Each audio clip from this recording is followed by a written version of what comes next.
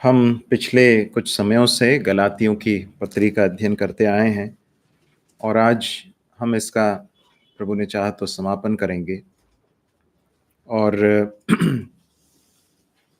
पिछली बार हमने 6वें अध्याय के ही 1 से लेकर 10 तक हमने देखा था और अनेक सच्चाइयों को प्रभु ने हमें सीखने के लिए सहायता की। आज हम इसके 11 से लेकर 18 तक पढ़ने के पश्चात हम उसका अध्ययन करने की कोशिश करेंगे। तो पढ़ने में कृपया मदद करें। गलातियों की पत्री 6वां अध्याय 11 से लेकर 18। देखो, मैंने कैसे बड़े बड़े अक्षरों में तुमको अपने हाथ से लिखा है। जितने लोग शारीरिक दिखावा चाहते हैं वे तुम्हारे खतना करवाने के लिए दबाव देते हैं, इसलिए केवल इसलिए कि वे मसीह के क्रूस के कारण सताए न जाए। क्योंकि खतना कराने वाले आप तो व्यवस्था पर नहीं चलते, पर तुम्हारा खतना कराना इसलिए चाहते हैं कि तुम्हारी शारीरिक दशा पर घमंड करें। पर ऐसा ना हो कि मैं और किसी बात का घमंड करूं, केवल हमारे प्रभु यीशु मसीह के क्रूस का, जिसके द्वारा संसार में दृष्टि में और मैं संसार की दृष्टि में क्रूस पर चढ़ाया गया हूं। क्योंकि ना खतना रहित कुछ है, परंतु नई सृष्टि। और जितने इस नियम पर चलेंगे उन पर और परमेश्वर के इज़राइल पर शांति और दया होती रहे। आगे को कोई मुझे दुख ना दे, क्योंकि मैं यीशु के दागों को अपनी देह में लिए फिरता हूँ। हे भाइयों, हमारे प्रभु यीशु मसीह का अनुग्रह तुम्हारी आत्मा के साथ होता रहे। आमीन। आमीन। प्रभु अपने वचन के पढ़े सुने जाने पर आशीष दे। गलातियों की पत्री का यदि हम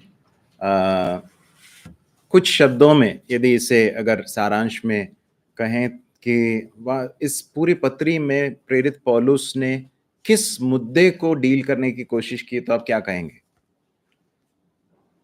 क्या मुद्दा? समस्या क्या थी? गलत शिक्षाएं। ठीक है। गलातिया के क्षेत्र में, जो कि आधुनिक तुर्की का जो क्षेत्र है, उस क्षेत्र की जो कलीसियाएं हैं, उसमें जो है हम देखते हैं कि जो एक गलत शिक्षा जो है वो बहुत जल्दी उन कलीसियाओं को प्रभावित कर रही थी, बहुत तेजी के साथ। और वो गलत शिक्षा क्या थी? अभी फिलहाल नोट्स पे मत देखें, इधर देखिए। क्या थी गलत शिक्षा?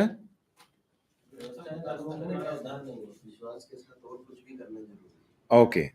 तो कुछ लोग थे जो यहूदी मत के थे, यहूदी मत से जो आए थे विश्वास में, प्रभु यीशु मसीह पर विश्वास में आए थे।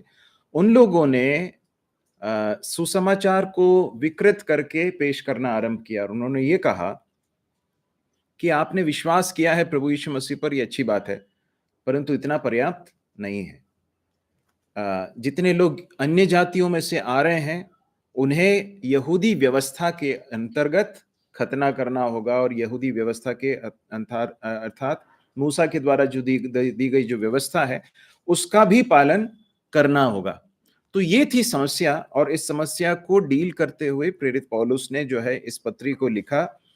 तो यदि हम इस पूरे पत्री को यदि हम सारांश में कहें तो ये कह सकते हैं कि प्रेरित पौलुस एक बहुत बड़ी सच्चाई को, अहम सच्चाई को यहाँ पर सिखाना चाह रहे थे गलातिया के विश्वासियों को। वो यह है कि उद्धार मनुष्य के कर्मों से नहीं है।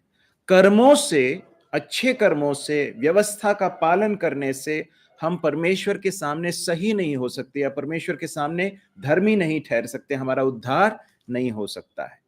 तो फिर क्या आधार है? एक ही आधार है, प्रभु यीशु मसीह ने जो कलवरी की क्रूस पर किया है। तो अब जो है इस पत्री का अब समापन करने जा रहे हैं प्रेरित पौलुस। तो 11वें पद में क्या लिखते हैं? देखो मैंने कैसे बड़े बड़े अक्षरों में तुमको अपने हाथ से लिखा है करके लिखा। देखिए, अक्सर प्रेरित पौलुस ने जो पत्रियां लिखी हैं उसमें वो किसी स्क्राइब का या फिर लिखने वाले किसी एक व्यक्ति की मदद लेते थे।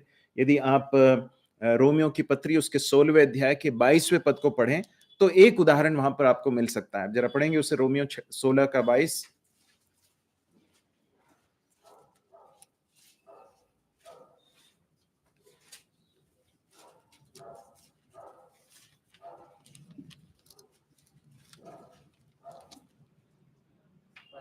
के लिखने वाले तीमुथियुस का प्रभु में उनको नमस्कार। तो इस पत्री को अर्थात रोमियो की जो पत्री है प्रेरित पौलुस के द्वारा लिखी गई, परंतु एक्चुअली लिख कौन रहा था? बता रहा था पौलुस, और लिख कौन रहा था? तिर्तियुस, है ना। तो इस तरह से अनेक पत्रियों को जो लिखा प्रेरित पौलुस ने, उसमें किसी न किसी को डिक्टेट करके लिखवाया गया। कई लोग कहते हैं कि शायद इसलिए क्योंकि प्रेरित पौलुस को लिखने में समस्या थी। लोगों के कयास है, हम नहीं जानते स्पष्ट रूप से, परंतु प्रेरित पौलुस जो है वो जिस तरह से मसीह के लिए बहुत सताया गया, उसके कारण कुछ तकलीफें थी जिसके कारण वो लिख नहीं पाता था।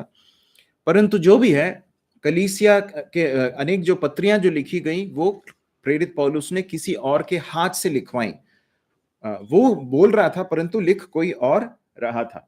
परंतु प्रेरित पौलुस अपने पत्रियों के अंतिम भाग में अर्थात समापन के समय पर खुद कलम लेकर अपने हाथों से उसका समापन करता हुआ कुछ स्थानों पर दिखाई देता है। दूसरा थिस्सलुनीकियों 3:17 पढ़ें।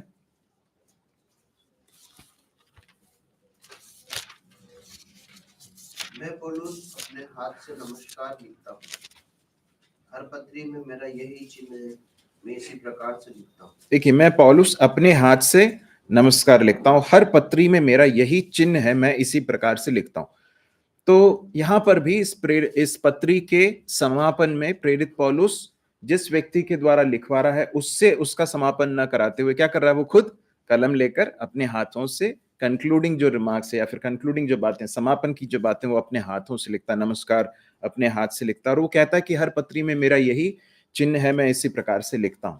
पहला कुरिन्थियों 16:21 भी पढ़ लें।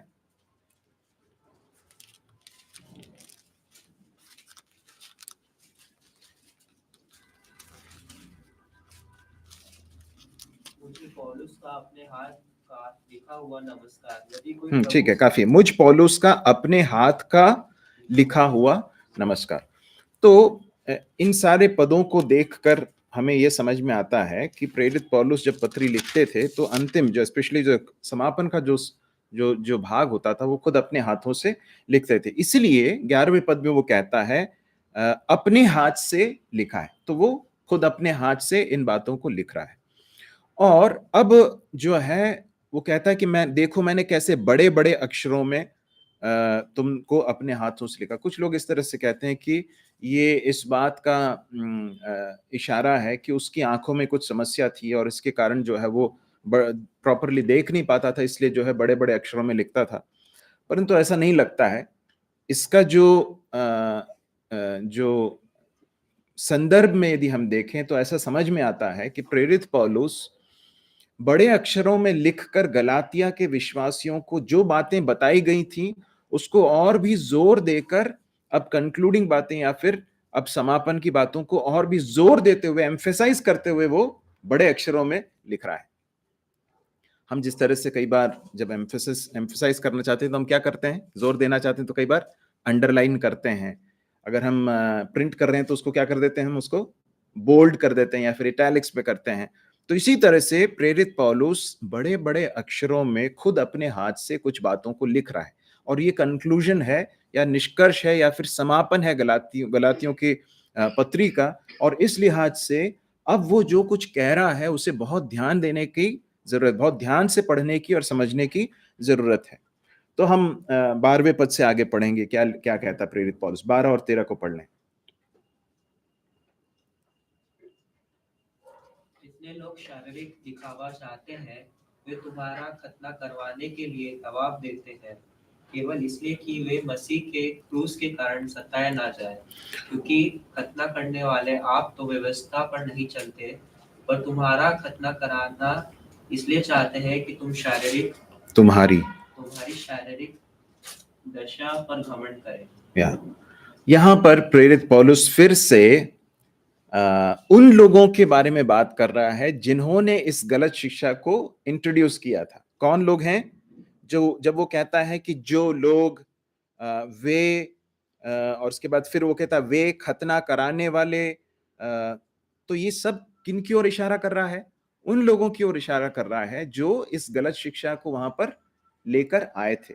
और प्रेरित पौलुस उनके बारे में फिर से खुलासा कर रहा है या फिर उनके बारे में और भी उजागर कर रहा है कि वे व्यवस्था का पालन जो कराने की कोशिश कर रहे हैं या खतना कराने की बातें कर रहे हैं, और इस तरह से विश्वासियों को जो विश्वास से, सच्चे सुसमाचार से भटका रहे हैं, उनके बारे में कुछ बातें वो बताता है। क्या कहता है?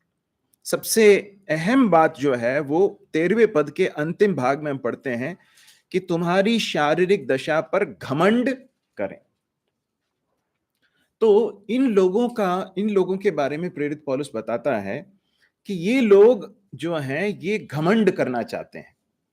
ये इस बात को सबके सामने बताना चाहते हैं कि हमने इतने लोगों का खतना करवाया, या फिर हमने इन लोगों को जो है यहूदी व्यवस्था का पालन कराया।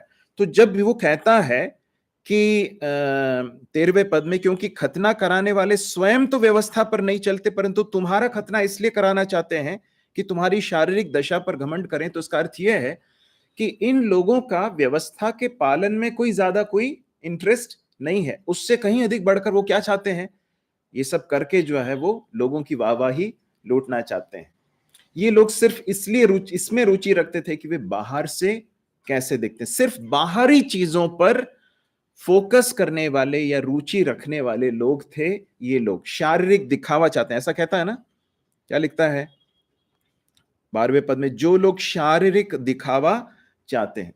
तो ये लोग जो है वास्तव में व्यवस्था का पालन नहीं करते थे। हालांकि ये लोग कह रहे हैं कि व्यवस्था का कड़ाई से पालन करना है, मूसा की व्यवस्था दी गई है उसका पालन करना है। अब यहां पर प्रेरित पौलुस ने इस बात को स्पष्ट समझाया कि उद्धार व्यवस्था के पालन करने से नहीं है। व्यवस्था का पालन करने से किसी का उद्धार नहीं होता है, परंतु उसका एक दूसरा पक्ष प्रेरित पौलुस बता रहे हैं कि ये लोग जिस व्यवस्था के पालन की बात कर रहे हैं खुद भी नहीं कर रहे हैं। बाहर से ये दिखावा जरूर कर रहे हैं, परंतु अंदर से ये लोग व्यवस्था का पालन नहीं करते हैं।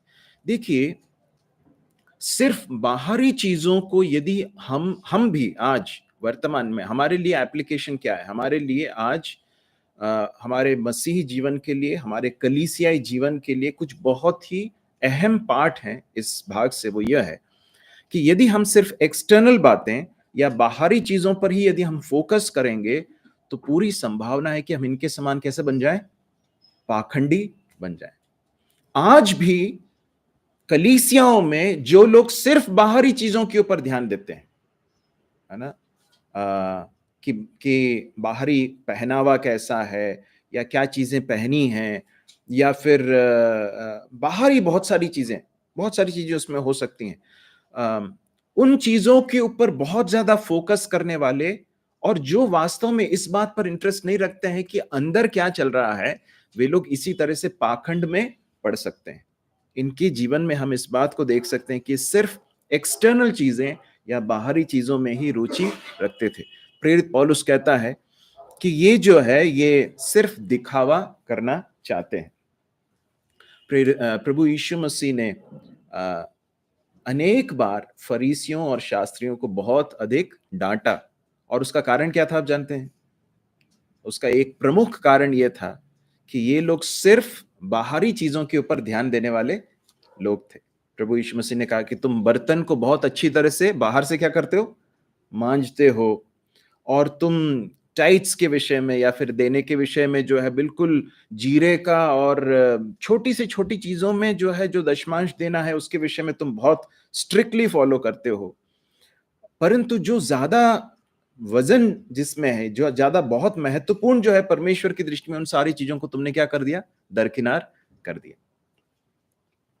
मेरे प्रिय भाइयों और बहनों, बहुत ही आवश्यक है कि हम उन चीजों को बहुत ज्यादा महत्व दें जो परमेश्वर की दृष्टि में मूल्यवान है।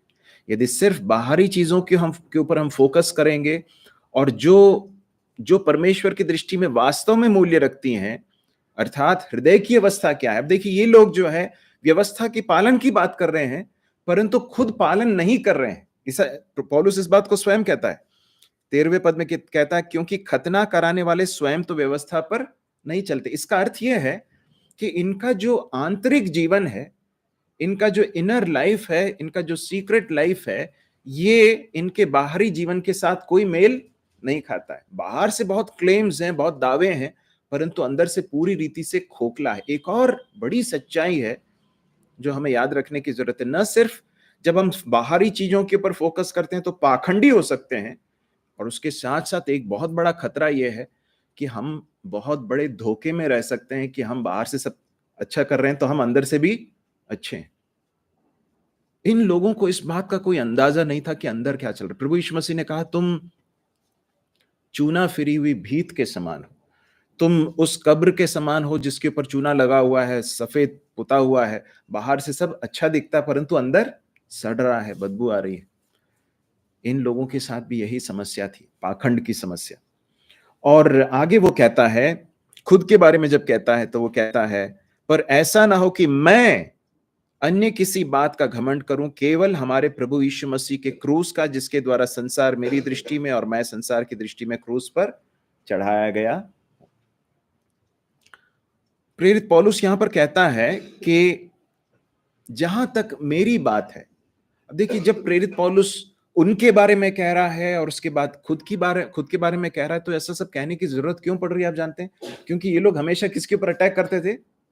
प्रेरित पौलुस की प्रेरिताई के ऊपर, अपोस्टलशिप के ऊपर अटैक करते थे। कहते थे कि ये कोई सच्चा प्रेरित नहीं है, और वो उसकी शिक्षा के ऊपर भी लांछन लगाते थे या फिर उसके ऊपर आरोप लगाते थे। तो प्रेरित पौलुस जब भी गलत शिक्षकों के को एड्रेस करता है, संबोधित करता है, तो हमेशा अपने बारे में भी कहता है। तो क्या कहता है अपने बारे में? ऐसा ना हो कि मैं अन्य किसी बात का घमंड करूं, केवल हमारे प्रभु यीशु मसीह के क्रूस का।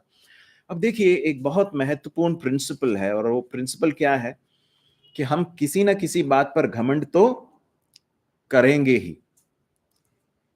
घमंड करने का अर्थ क्या मालूम है? एक मिलिट्री टर्म है प्रेरित पौलुस जो यहां पर लेकर आ रहा है।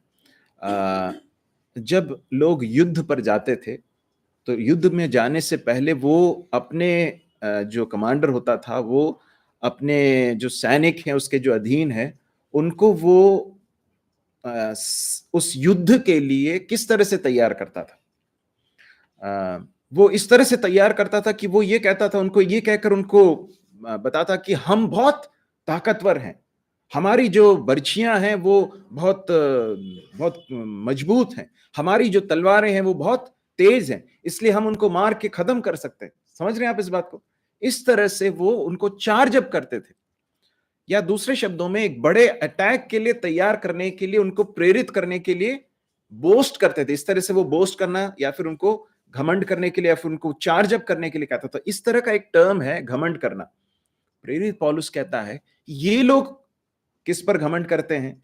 ये लोग शारीरिक बातों पर घमंड करते हैं, और जो है वो इस बात में रुचि रखते हैं कि बाहर से कैसे दिखाई देते हैं। परंतु वो कहता है कि मैं किस बात पर घमंड करता हूं। उसमें जाने से पहले हम कुछ पदों को देखेंगे जहां पर हम देख सकते हैं कि प्रेरित पौलुस शारीरिक बातों पर भी घमंड कर सकता था। मतलब ये एक लॉजिक है, मतलब सिर्फ एक तार्किक बात है, उसमें कोई आत्मिकता नहीं है, परंतु प्रेरित पौलुस दो भागों में इस तरह से बताता है। फिलिपियों उसके 3 अध्याय को निकाल लें,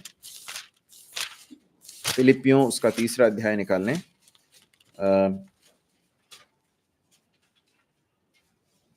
उसके 3 से लेकर आगे पढ़ें, फिलिपियों 3 से आगे। क्योंकि खतना वाले तो हम ही हैं जो परमेश्वर के आत्मा की अगुवाई से उपासना करते हैं और मसीह यीशु पर घमंड करते हैं और शरीर पर भरोसा नहीं रखते, पर मैं तो शरीर पर भी भरोसा रख सकता हूँ।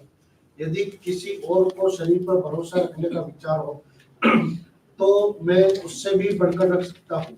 8वें दिन मेरा खतना हुआ, इस्राएल के वंश और बिन्यामीन के गोत्र का हूँ, इब्रानियों का इब्रानी हूँ, व्यवस्था के विषय में यदि कहो तो फरीसी हूँ, उत्साह के विषय में यदि कहो तो कलीसिया का सताने वाला, और व्यवस्था की धार्मिकता के विषय में यदि कहो तो निर्दोष था। परंतु जो बातें मेरे लाभ की थी उन्हीं को मैंने मसीह के कारण हानि समझ लिया, वरन मैं अपने प्रभु यीशु मसीह की पहचान की उत्तमता के कारण सब बातों को हानि समझता हूँ, जिसके कारण मैंने सब वस्तुओं की हानि उठाई और उन्हें कूड़ा समझता हूँ, जिससे मैं मसीह को प्राप्त करूँ। मैं उसमें पाया जाऊं, न कि अपनी उस धार्मिकता के साथ जो व्यवस्था से है, वरन उस धार्मिकता के साथ जो मसीह पर विश्वास करने के कारण है और परमेश्वर की ओर से विश्वास करने पर मिलती है। काफी है। धन्यवाद। हम यहाँ पढ़ते हैं, प्रेरित पौलुस कहता है, यदि शरीर पर भरोसा करने की ही बात हो तो मैं सबसे अधिक कर सकता हूँ। क्यों कर सकता हूँ? वो अपने बारे में बताता है, अपने यहूदी धर्म के या व्यवस्था के पालन और उन सारे बातों में उसका क्या स्टेटस था, उसके बारे में बताता है। वो क्या कहता है? 8वें दिन मेरा खतना हुआ, इजराइल के वंश का हूं, बिन्यामीन के गोत्र का हूं, इब्रानियों का इब्रानी हूं। इब्रानियों का इब्रानी मतलब यहूदियों में भी बहुत कड़ाई से व्यवस्था का पालन करने वाला। व्यवस्था के विषय में यदि कहो तो फरीसी हूं, उत्साह के यदि विषय में यदि कहो तो कलीसिया का सताने वाला हूं, व्यवस्था की धार्मिकता के विषय में यदि कहो तो निर्दोष था। तो प्रेरित पौलुस ये कह रहा है कि मैं इन सारी बातों पर क्या कर सकता हूं? भरोसा कर सकता हूं, मैं घमंड कर सकता हूं, यदि मैं सिर्फ शारीरिक रीति से अगर सोचने की बात कहूं तो। खतना कराने वाले लोग इन बातों पर घमंड करते हैं कि हम मूसा की व्यवस्था का पालन कर रहे हैं, करा रहे हैं। प्रेरित पौलुस कहता है, ये सब मैंने कर लिया है, ये सब मैंने किया है। प्रेरित पौलुस ये बताना चाहता है कि तुम जिन बातों के बारे में बता रहे हो, उन सब में मैं बहुत ही कड़ाई के साथ, बड़े जोश के साथ करने वाला एक व्यक्ति था। परंतु 7वें पद से आगे वो कहता है, जो जो बातें मेरे लाभ की थी उन्हीं को मैंने क्या कर लिया? मसीह के कारण हानि समझ लिया है। मैं अपने प्रभु मसीह यीशु की पहचान की उत्तमता के कारण सब बातों को हानि समझता हूं, जिसके कारण मैंने सब वस्तुओं की हानि उठाई और उन्हें क्या समझता हूं? कूड़ा समझता हूं। मतलब प्रेरित पौलुस कहता है, इन सारी चीजों का मेरी दृष्टि में क्या मूल्य है? कूड़े के समान, कचरे के समान मैं देखता हूं, उसको कोई वैल्यू मैं नहीं देता हूं। क्यों नहीं देता? क्योंकि प्रेरित पौलुस ने इस बात को समझा था कि परमेश्वर की दृष्टि में इन सारी चीजों का कोई मूल्य नहीं है। आगे एक और भाग पढ़ें, 2 कुरिन्थियों 11वां अध्याय 13 से आगे। तुम आप ही विचार करो, क्या स्त्री के हाँ, उगाड़े दूसरा कुरिन्थियों पढ़ लीजिए। क्योंकि ऐसे लोग झूठे प्रेरित और छल के काम करने वाले और मसीह के प्रेरितों का रूप धरने वाले हैं। यह कुछ अचंभे की बात नहीं, क्योंकि शैतान आप भी ज्योतिर्मय स्वर्गदूत का रूप धारण करता है। इसलिए यदि उसके सेवक भी धर्म के सेवकों का स्वरूप धरे तो सॉरी, एक काम कीजिए, 16 से आगे पढ़िए। मैं फिर कहता हूँ, कोई मुझे मूर्ख न समझे, नहीं तो मूर्ख ही समझकर मेरी सह लो, ताकि थोड़ा सा मैं भी घमंड कर सकूं। इस बेधड़क घमंड में जो कुछ मैं कहता हूँ वह प्रभु की आज्ञा के अनुसार नहीं, पर मानो मूर्खता से ही कहता हूँ। हाँ, तो प्रेरित पौलुस क्या कह रहा है? देखिए कि यहां पर वो कहता है कि देखो, यदि घमंड करने की बात है तो ये वास्तव में मैं जो कहने वाला हूं वो क्या है? वो प्रभु की आज्ञा के अनुसार नहीं, परंतु ये क्या है? मानो मूर्खता से ही कहता हूं। तो प्रेरित पौलुस कह रहा है कि देखिए, शारीरिक बातों के विषय में हो, व्यवस्था के पालन के विषय की बातें हो, इन सारी बातों पर भरोसा रखना और उस पर घमंड करना क्या है? वास्तव में मूर्खता की बातें हैं। तो वो कहता है कि मैं मानो मूर्खता की बात कर रहा हूं। आगे पढ़ें, 18 से आगे। जबकि बहुत लोग शरीर के अनुसार घमंड करते हैं, तो मैं भी घमंड करूंगा। तुम तो समझदार होकर आनंद से मूर्खों की सह लेते हो, क्योंकि जब तुम्हें कोई दास बना लेता है या खा जाता है या फंसा लेता है या अपने आप को बड़ा बनाता है या तुम्हारे मुंह पर थप्पड़ मारता है, तो तुम सह लेते हो। मेरा कहना अनादर ही की रीति पर है, मानो कि हम निर्बल से थे, परंतु जिस किसी बात में कोई हियाव करता है मैं मूर्खता से कहता हूँ, तो मैं भी हियाव करता हूँ। क्या वे ही इब्रानी हैं? क्या वे इब्रानी हैं? मैं भी हूँ। हाँ। क्या वे इस्राएली हैं? मैं भी हूँ। हाँ। क्या वे ही इब्राहिम के वंश हैं? मैं भी हूँ। क्या वे मसीह के सेवक हैं? मैं पागल की नहीं कहता हूँ, मैं उनसे बढ़कर भी अधिक परिश्रम करने में, बार बार कैद होने में, कोड़े खाने में, बार बार मृत्यु की जोखिमों में 5 बार मैंने यहूदियों के हाथ से 39 कोड़े खाए। 3 बार मैंने बेतें खाई, 1 बार पथरवा किया गया, 3 बार जहाज जिन पर मैं खड़ा था टूट गए, एक रात दिन मैंने समुद्र में काटा। मैं बार बार यात्राओं में, नदियों के जोखिमों में, डाकुओं के जोखिमों, अपने जाति वालों से जोखिमों में, अनजातियों से जोखिमों में, नगरों में के जोखिमों में, जंगल के जोखिमों में, समुद्र के जोखिमों में, झूठे भाइयों के बीच जोखिमों में, परिश्रम और कष्ट में, बार बार जागते रहने में, भूख प्यास में, बार बार उपवास करने में, जाड़े में भाड़े खड़े रहने में। या धन्यवाद। कितनी बातें वो बता रहा है। ये अब समाप्त इस चैप्टर में भी समाप्त नहीं हो रहा है, ध्यान से देखें। वो कहता है कि मैं क्या वो इब्रानी है? मैं भी हूं। इजराइल के हैं? मैं भी हूं। अब्राहम के वंश के हैं? मैं भी हूं। मसीह के सेवक हैं? मैं पागल के समान कहता हूं कि मैं उनसे बढ़कर हूं। और उसके बाद वो एक बड़ी लंबी फहरिस्त बताता है जिसमें ये लोग जो इतनी बड़े दावे कर रहे हैं और प्रेरित पौलुस की प्रेरिताई और उसके द्वारा दी गई शिक्षाओं का तिरस्कार करते हुए उसको नीचा दिखाने की कोशिश कर रहे हैं और गलत शिक्षाओं को लेकर आने की कोशिश कर रहे हैं प्रेरित पौलुस के सामने। और प्रेरित पौलुस ने जो कुछ सहा प्रभु यीशु मसीह के लिए, उसके सामने कहीं भी नहीं आते ये लोग।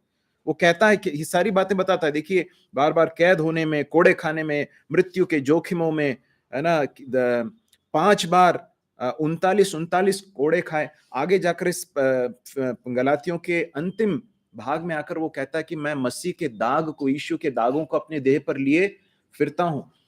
तो इस प्रभु यीशु मसीह के लिए इतने कष्ट सहने वाला एक व्यक्ति जोखिमों में, अन्य जातियों के जोखिमों में, नगरों के जोखिमों में, जंगल के जोखिमों में, समुद्र में, ये सारी बातें वो कहता है। और आगे जाकर वो कहता है फिर दमिश्क के अरितास राजा के, वो जब हाकिम था उस समय पर शहरपनाह से उतारा गया। फिर 12वें अध्याय में आकर वो कहता है कि ये सब मानो कम है। वो अपने आत्मिक दर्शन के बारे में बताता, परमेश्वर ने उसे जो कुछ उसको प्रकाशन दिया। वो कहता है 12वें अध्याय के पहले पद में, यद्यपि घमंड करना मेरे लिए ठीक नहीं तो अभी करना पड़ता है। मतलब वो एक ह्यूमन लॉजिक बता रहा है कि देखो, यदि घमंड करने की बात हो तो इन सारी बातों पर मैं घमंड कर सकता हूं। किस पर कर सकता हूं? प्रभु के दिए हुए दर्शनों और प्रकाशनों की चर्चा करूंगा। मैं मसीह में एक मनुष्य को जानता हूं। वो खुद अपने बारे में बता रहा है, लेकिन वो इस तरह से सेकंड पर्सन में बता रहा है। 14 वर्ष हुए कि न जाने देह सहित न जाने देह रहित, परमेश्वर जानता है, ऐसा मनुष्य तीसरे स्वर्ग तक उठा लिया गया। और बहुत सारी बातें वो बताता है। अल्टीमेटली प्रेरित पौलुस कहना क्या चाहता है? प्रेरित पौलुस ये कहना चाहता है, जहां तक व्यवस्था के पालन की बात हो, मसीह यीशु के कारण सताव सहने की बात हो, या फिर इन सब से बढ़कर जो कुछ प्रकाशन और जो दर्शन मुझे दिए गए, इन सारी बातों की बात हो, मेरा घमंड इन सारी बातों पर नहीं। प्रेरित पौलुस कहता कि मैं इन बातों पर नहीं घमंड कर रहा हूं। मैं कर सकता हूं मानसिक रूप से, परंतु मैं इस पर घमंड नहीं करता। ये सारी बातों का कोई मूल्य नहीं है। फिर वो किस बात पर घमंड करता है? वापस आ जाइए गलातियों की पत्री में, क्या कहता है? ऐसा ना हो कि मैं अन्य किसी बात का घमंड करूं, केवल हमारे प्रभु यीशु मसीह के क्रूस का, जिसके द्वारा संसार मेरी दृष्टि में और मैं संसार की दृष्टि में क्रूस पर चढ़ाया गया। इसलिए फिलिपियों की पत्री में वो आकर कहता है, मैं इन सारी बातों पर घमंड कर सकता हूं, परंतु मैं इन सबको कूड़ा और कचरा होकर मानता हूं। और वो कहता है कि मैं मसीह के पहचान की उत्तमता के सामने इन सारी चीजों को ऐसा समझता हूं। फिर वो 10वें पद में क्या कहता है? मैं मसीह को जानना चाहता हूं। I want to know Christ, the power of his resurrection, उसके समान होने के उस मर्म को जानना चाहता हूं। प्रेरित पौलुस ये बताना चाहता है कि क्रूस एकमात्र, प्रभु यीशु मसीह का क्रूस एकमात्र वो बात है जिस पर मैं घमंड करता हूं। अब इसका अर्थ क्या है? क्रूस क्या क्या करता है या क्रूस के क्या मायने हैं, इसको हम 3 पॉइंट्स में हम देखेंगे। पहली बात, क्रूस हमारे अंदरूनी वास्तविकता को या हमारे घिनौनेपन को, हमारे पाप को, हमारी अधार्मिकता को उजागर करता है। जब एक व्यक्ति क्रूस को देखता है, प्रभु यीशु मसीह के क्रूस को देखता है, तो क्या दिखता है वहां पर? प्रभु यीशु मसीह कलवरी के क्रूस पर क्या है? क्रूसित है। क्यों क्रूसित है? किसके लिए क्रूसित हैं? अपने पाप के लिए नहीं, परंतु किसके लिए? मेरे पापों के लिए उस कलवरी के क्रूस पर उस क्रूस को सह रहे हैं। तो हर व्यक्ति जो प्रभु यीशु मसीह पर विश्वास की नजरों से क्रूस को देखता है, तो वो तुरंत अपने पाप को देख पाता है। तो क्रूस जो है वो हमारे पाप की भयानकता को दिखाता है। इसलिए हम हर बार जब प्रभु की आराधना करने के लिए आते हैं, हर सप्ताह के पहले दिन, और जब हम प्रभु यीशु मसीह के क्रूस की मृत्यु, उसके उस प्रेम को स्मरण करते हैं, तो हमेशा वो हमारे अंदर एक तरह का एक एहसास लेकर आता है कि प्रभु, मुझ पापी को आपने क्यों इतना प्रेम किया, है कि नहीं? आता है कि नहीं ये बात? क्यों आता है? क्योंकि क्रूस हमेशा क्या करता है? हमारे पाप को रिवील करता है, एक्सपोज करता है, उजागर करता है। गलातियों 2:20 हम से अध्ययन कर चुके हैं, उस भाग को जरा जल्दी से पढ़ें। मैं मसीह के साथ क्रूस पर चढ़ाया गया था। अब मैं जीवित ना रहा, पर मसीह मुझ में जीवित है। और मैं शरीर में अब जो जीवित हूँ, तो केवल उस विश्वास से जीवित हूँ जो परमेश्वर के पुत्र पर है, जिसने मुझसे प्रेम किया और मेरे लिए अपने आप को दे दिया। मैं मसीह के साथ क्या हो गया हूं? क्रूस पर चढ़ाया गया हूं। प्रभु यीशु मसीह के क्रूस का जो क्रूस है, वो इस बात को मुझे स्मरण दिलाता है कि मेरा जो स्वयं है, मेरा जो मैं है, या फिर मैं जो व्यक्ति हूं, मेरा जो मनुष्यत्व, पुराना मनुष्यत्व है, वो इतना घिनौना है, इतना गंदा है, इतना विकृत है, इतना पाप के हाथों बिका हुआ है कि उसके साथ एक ही काम किया जा सकता है। क्या किया जा सकता है? उसे क्रूस पर चढ़ा दिया जाए। वो सुधारे जाने के लायक नहीं है, वो पूरी रीति से बिगड़ चुका है। उसके साथ एक ही काम किया जा सकता है। क्या कर दिया जाए? उसको मार डाला जाए। Only thing that can be done with my old self is that it has to be crucified, because it's not worth anything. इसलिए प्रेरित पौलुस रोमियो की पत्री में भी कहता है कि मुझ में, अर्थात मेरे शरीर में, कोई भली वस्तु नहीं रहती है। तो प्रेरित पौलुस इस बात को, जब मसीह के क्रूस पर घमंड करता है, तो वो इस बात को मान लेता है कि मैं एक घिनौना पापी हूं जो सिर्फ एक ही बात के लायक है। किसके लायक है? क्रूस पर चढ़ाए जाने के लायक है। रोमियो 7:18 पढ़ लें।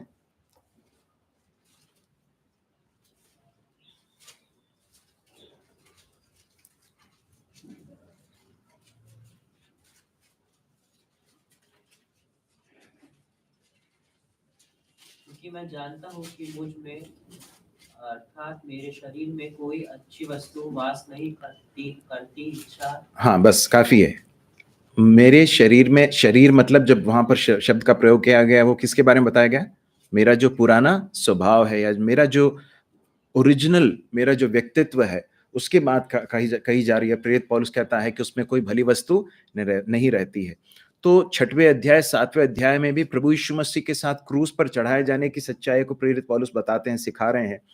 तो वो ये बता रहे हैं कि देखो, बाहरी चीजों पर फोकस करना, सिर्फ बाहरी चीजों को, क्योंकि खतना कराने वाले सिर्फ इसी बात से बहुत खुश हो गए थे, खुश हो जा रहे थे कि हमने बाहरी, शरीर में एक बाहरी एक निशानी है कि इस व्यक्ति ने खतना कराया, ये एक बाहरी निशानी थी। परंतु हमने गलातियों की पत्री में इस बात को देखा था कि वास्तव में खतना जो है सिर्फ शारीरिक नहीं, परंतु किसका है?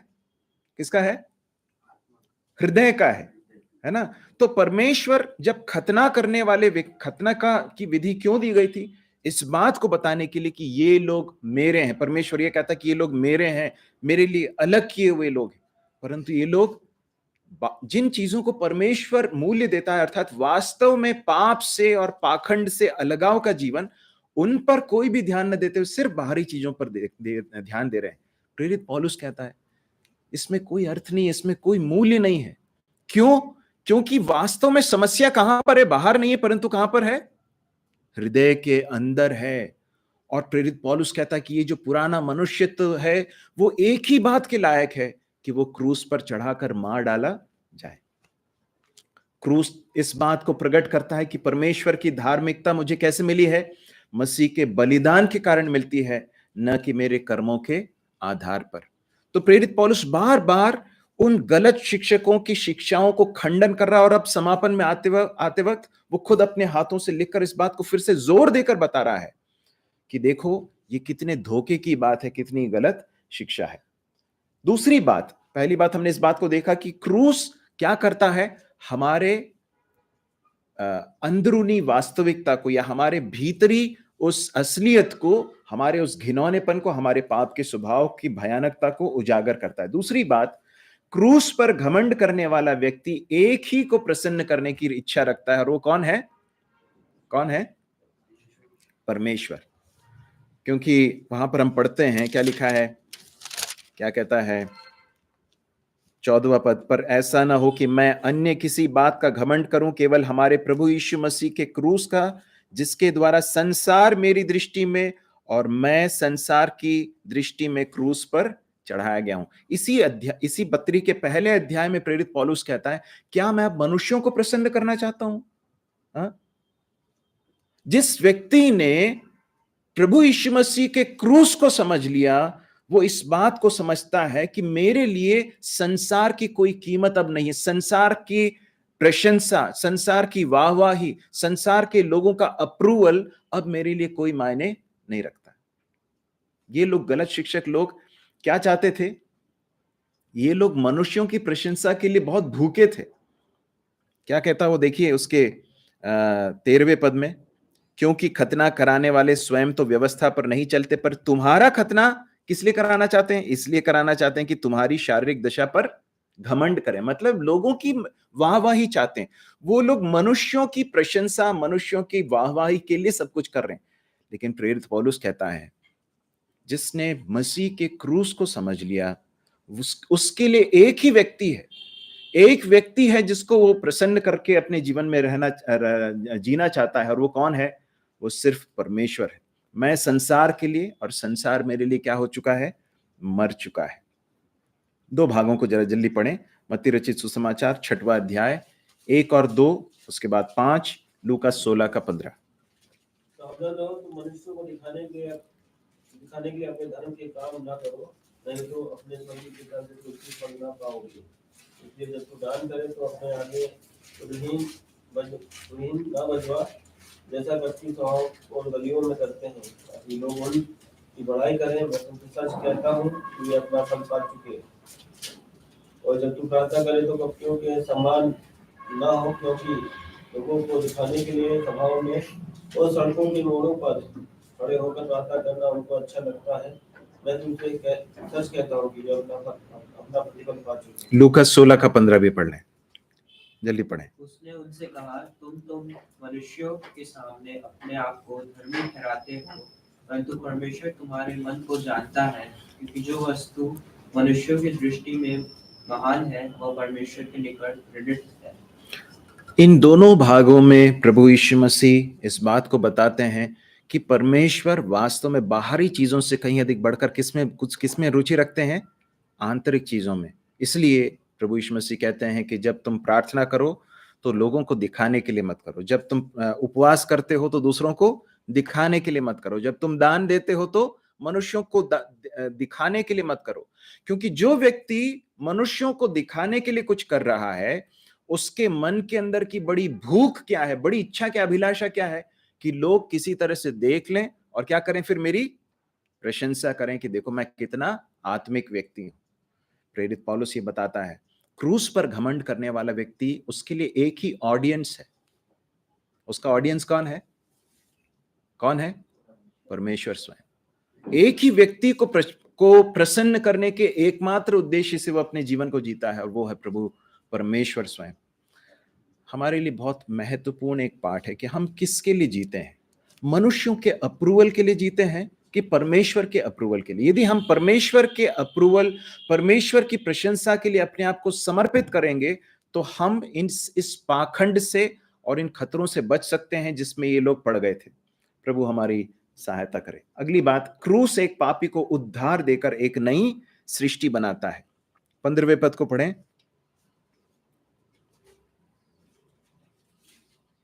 न खतना और न खतना रहित कुछ है, परंतु नई सृष्टि।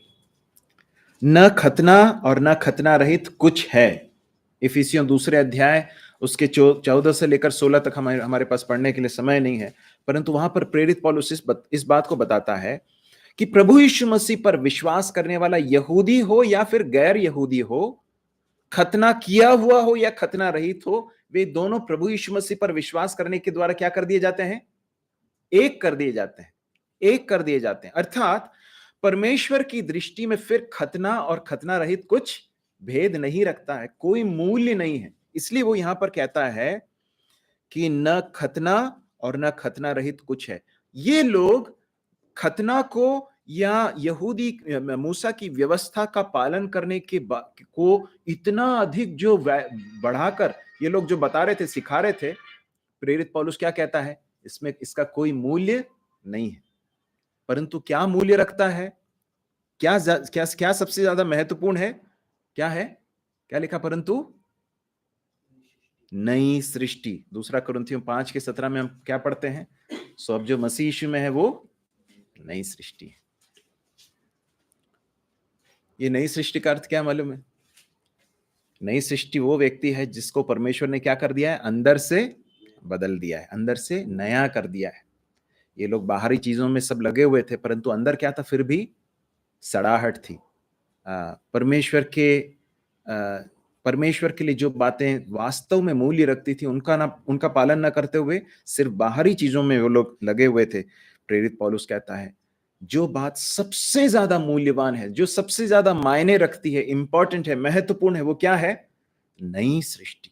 और वो कैसे होता है? वो क्रूस के द्वारा होता है। इसलिए इस भाग में प्रेरित पौलुस इस भाग में आकर क्रूस को बहुत बहुत ऊंचा होकर दिखाता है। क्रूस जो शब्द है वो बार बार आ रहा है और क्रूस को प्रेरित पौलुस ने बहुत महिमा के साथ यहां पर प्रस्तुत किया है। क्यों? क्योंकि क्रूस क्या करता है? क्या क्या बातें हमने देखी? क्रूस हमारे अंदरूनी वास्तविकता को, हमारे पाप को, हमारे घिनौनेपन को उजागर करता है। ये बताता है कि हमें अंदर से बदलने की आवश्यकता है, हमें अंदर से नया होने की आवश्यकता है। दूसरा क्या देखा हमने? क्रूस पर घमंड करने वाला व्यक्ति एक ही व्यक्ति को प्रसन्न करने के लिए इच्छुक है। वो कौन है? परमेश्वर है। क्यों? क्योंकि वो संसार के लिए मर चुका है। अब उसके लिए संसार की प्रशंसा, संसार के द्वारा जो वाहवाही मिलती है उसके लिए कोई मूल्य नहीं रखती। उसके लिए मर चुका मतलब उसको वो अपील ही नहीं करता है। और तीसरी बात, क्रूस एक पापी को वास्तव में अंदर से नया बनाकर एक नई सृष्टि बना देता है। अब 16 और 17 को देखें, पढ़ें जल्दी से। और जितने इस नियम पर चलेंगे उन पर और परमेश्वर के इस्राएल पर शांति और दया होती रहे। आगे को कोई मुझे दुख न दे, क्योंकि मैं यीशु के दागों को अपनी देह में लिए फिरता हूं। जितने इस नियम पर, इस नियम मतलब इस शिक्षा पर। अभी समस्या क्या है? इस शिक्षा के विरुद्ध कोई दूसरी गलत शिक्षा दी जा रही है। और प्रेरित पौलुस आगे के इसके पहले के अध्यायों में कहता है ये कोई और सुसमाचार है, बल्कि वो कहता है ये सुसमाचार है ही नहीं। तुम्हें ये जो गलत शिक्षाएं दे रहे हैं।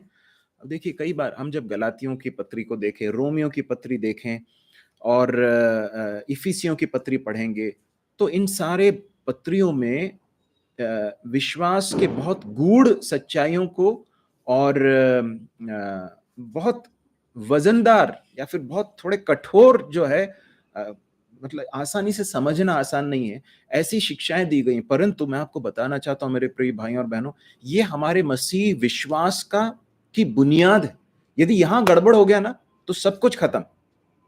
अनेक लोग विश्वास से क्यों भटक गए? क्योंकि उनका जो फंडामेंटल जो डॉक्ट्रिन है उसी में वे लोग गड़बड़ी कर गए। प्रेरित पौलुस इस पत्री में बार बार इस बात को स्मरण दिला रहा है कि यही सच्ची शिक्षा है, यही सही शिक्षा है। और वो क्या कहता है? जितने इस नियम पर अर्थात इस शिक्षा पर चलेंगे उन पर और परमेश्वर के इज़राइल पर क्या होगी? शांति और दया होती रहे। शांति और दया अर्थात शांति किसके साथ मिलती है? कैसे मिलती है? परमेश्वर के साथ जब हमारा मेल मिलाप हो जाता है तो हमें शांति मिलती है, और हमारे ऊपर जब दया होती है तब हमारा उद्धार होता है। तो पापों की क्षमा, परमेश्वर के साथ मेल मिलाप, युद्ध की समाप्ति, अनंत जीवन, ये सब बातें इसमें नहीं है। तो प्रेरित पौलुस ये कहना चाहता है कि जो इस शिक्षा पर चलते हैं या फिर जो इस सच्ची खरी शिक्षा पर चलेंगे या फिर जो इसे स्वीकार करेंगे, वो हैं जिन्हें पापों की क्षमा मिलती है और जिनका परमेश्वर के साथ मेल मिलाप हो गया है, जिनके साथ परमेश्वर का बैर समाप्त हो गया, युद्ध की समाप्ति हो गई है, और जिन्हें परमेश्वर अनंत काल का जीवन देकर अपने साथ मिला लेते हैं, उन्हें शांति और दया मिलती रहे। और एक और शब्द का वहां प्रयोग किया गया, परमेश्वर के इजराइल पर। अब ये लोग क्यों खतना और इन सारी चीजों को बहुत जोर देकर सिखा रहे थे? क्योंकि वो लोग इस बात पर घमंड करते थे कि हम यहूदी लोग हैं, तुम लोग यहूदी नहीं हो ना, गैर यहूदी हो, इसलिए तुम्हें क्या करना होगा? हमारे ही समान क्या करना होगा? खतना करना होगा, मूसा की व्यवस्था का पालन करना होगा। इजराइल जाति के होने का बहुत बड़ा घमंड वो करते थे। प्रभु यीशु मसीह ने एक स्थान पर कहा, तुम तुम्हारे पिता के हो और वो झूठा है। उन्होंने क्या कहा? हम तो अब्राहम के वंशज हैं। प्रभु यीशु मसीह ने कहा कि यदि तुम अब्राहम के वंशज होते, अब्राहम के वंश के होते, तो तुम ये काम नहीं करते। इसका अर्थ क्या मालूम है? हर व्यक्ति जो इजराइल के जाति में उत्पन्न हुआ है, अर्थात शारीरिक रूप से एक इजरायली के जो रूप में जिसका उत्पन्न हुआ, वो वास्तव में इजरायली नहीं है। परंतु कौन है वास्तव में इजरायली? जिसने परमेश्वर के जो इब्राहिम के उस विश्वास के उस लीनिएज में है ना। तो इसलिए प्रेरित पौलुस अनेक स्थानों पर इस बात को बताता है। अब देखिए यहां पर जब प्रेरित पौलुस इजराइल पर, परमेश्वर का इजराइल कह रहा है, तो इजराइल राष्ट्र की बात नहीं की जा रही है ना। कुछ लोग इस तरह से सिखाते हैं, जरा ध्यान से सुनिए, हम समाप्त करने जा रहे हैं। कुछ लोग ऐसा सिखाते हैं कि कलीसिया के आने के बाद से इजराइल जो खत्म, अब जो है आत्मिक इजराइल क्या है? कलीसिया है। इजराइल के साथ परमेश्वर का सारा कार्यक्रम खत्म हो गया। हम देख रहे हैं रेवलेशन की पुस्तक में भी, प्रकाशित वाक्य में भी, कि ऐसा नहीं है। परमेश्वर उस राष्ट्र के साथ व्यवहार करने जा रहे हैं। रोमियो की पत्री 11वें अध्याय में, 10वें अध्याय में सब प्रेरित पौलुस बताते हैं कि परमेश्वर ने उनके साथ व्यवहार करने का समय निश्चित किया है। तो यहां पर उसके एक राष्ट्र के बारे में नहीं कही जा रही है। किस बात को बताया जा रहा है? जितने लोग वास्तव में अब्राहम के वंश के हैं या फिर विश्वास के संतान हैं, उन पर शांति और दया होती रहेगी। जो लोग सिर्फ दावा करते हैं, जो लोग सिर्फ बाहरी चीजों पर भरोसा करते हैं, उनके ऊपर नहीं, परंतु जो वास्तव में परमेश्वर का इजराइल है। परमेश्वर का इजराइल मतलब जिन्होंने अब्राहम के समान विश्वास किया है। ठीक, 17वां पद, आगे को कोई मुझे दुख न दे, क्योंकि मैं यीशु के दागों को अपनी देह में लिए फिरता हूं। उन दिनों में दास व्यवस्था थी, प्रथा थी, आप जानते हैं। और जो दास थे उनके ऊपर गरम जो है लोहे के वस्तु से दागा जाता था। लोहे के वस्तु से दाग कर उनके स्वामी का नाम जो है वो दाग दिया जाता था, इस बात को बताने के लिए कि ये किसकी संपत्ति है? फलाने व्यक्ति के दास हैं, उनकी संपत्ति है। पौलुस क्या कह रहा है? वो कहता है कि मैं मसीह के दागों को अपने देह में लिए फिरता हूं। दो अर्थ हैं इसके।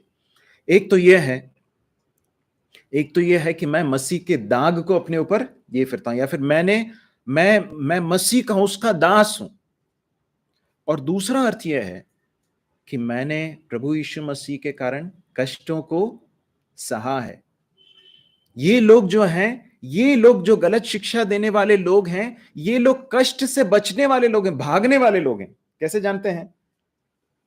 अब देखिए इसके 12वें पद के अंतिम भाग को पढ़िए, क्या लिखा है वहां पर? वे तुम्हारा खतना करवाने के लिए दबाव डालते हैं। क्यों डालते हैं? केवल इसलिए कि वे मसीह के क्रूस के कारण सताए न जाएं। क्रूस पर विश्वास करने वाले व्यक्ति को अवश्य एक समस्या सामने आती है। वो क्या है? सताव। जो प्रभु यीशु मसीह पर विश्वास करता है और प्रभु के वचन के अनुसार चलना चाहता है, उस पर सताव अवश्य आने वाला है। ये लोग प्रभु यीशु मसीह पर विश्वास तो करना चाहते थे, परंतु उसके कारण आने वाले सताव को नहीं चाहते थे। वो लोग क्या कहते हैं? इसलिए क्या करते हैं? देखो, यहूदी लोग हमें क्यों सता रहे हैं? आप इस बात को ध्यान से सुनिए। यहूदी लोग क्यों सता रहे हैं? इसलिए सता रहे हैं क्योंकि हम उनकी व्यवस्था का पालन नहीं कर रहे हैं। इसलिए क्या करते हैं? कॉम्प्रोमाइज कर लेते हैं, व्यवस्था का भी पालन कर लेते हैं। ये था अंदर का उद्देश्य। प्रेरित पौलुस क्या कहता है? मेरे साथ ऐसा नहीं है। मैं इस प्रभु यीशु मसीह के दास के रूप में मैंने अपने आप को दागों के लिए दिया है। बहुत सारे भाग हैं जहां पर हमने इस बात को देखा था कि किस तरह से उसने प्रभु यीशु मसीह के लिए कष्ट सहा। क्रूस के पीछे चलने वाले, क्रूस पर ही घमंड करने वाले एक व्यक्ति की ये निशानी है। 18वां पद, हे भाइयों, हमारे प्रभु यीशु मसीह का अनुग्रह तुम्हारी आत्मा के साथ रहे, आमीन। गलत शिक्षा देने वाले कर्मों के द्वारा उद्धार सिखा रहे थे। प्रेरित पौलुस क्या सिखाता है? मसीह ने सब कुछ कर दिया है। वो ये सिखा रहे थे कि तुम्हें करना होगा। पौलुस कहता है कि सब कुछ कर दिया गया। किसके द्वारा? मसीह के द्वारा। अब जो है ये उद्धार अनुग्रह और विश्वास के द्वारा ही हमें प्राप्त होता है। इसलिए वो समापन भी कैसे कर रहा है? प्रभु यीशु मसीह का अनुग्रह तुम्हारे साथ रहे, आमीन। प्रभु हमारी सहायता करें। हम इस गीत को जरा गाएंगे और उसके साथ समाप्त करेंगे। बहुत ही एक सुंदर गीत है, जिस क्रूस पर यीशु मुआ था, उस क्रूस अद्भुत को जब देखता हूं।